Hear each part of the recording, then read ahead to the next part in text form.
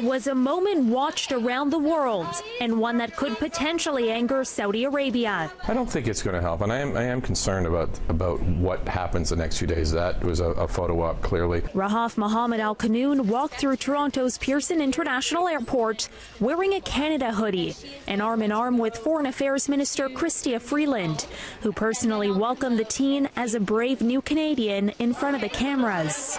The greeting her at the airport, that's one thing, and it was inevitable, I think. I mean, there's a political element to this for sure.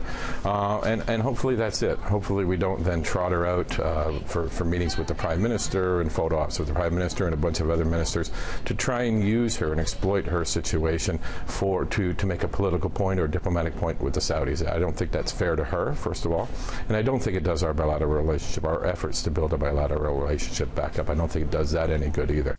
It's not the first time Canada's former ambassador to Saudi Arabia worries Canada could take a step too far. Dennis Horak was expelled in August in a diplomatic dust-up that saw Canada become collateral damage.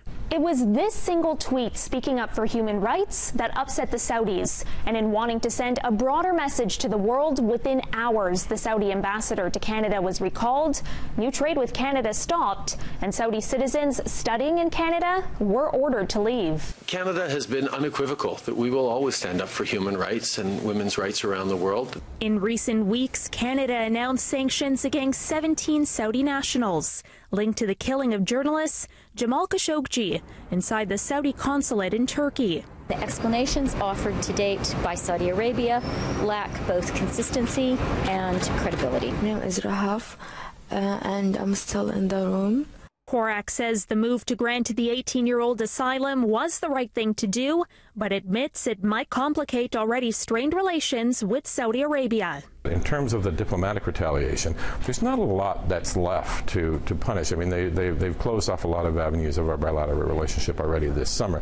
They could, in theory, take the nuclear option. By that I mean fully breaking diplomatic relations, closing their embassy here, closing our embassy in Saudi Arabia. I think that's unlikely. But on the other hand, as we saw this summer, overreaction in Saudi Arabia is not something that can be ruled out at this point. I have no choice. They said I have to go tomorrow. I would hate to see us turn around and exploit this situation, exploit her for political or diplomatic ends. This really shouldn't be about us. It should be about her.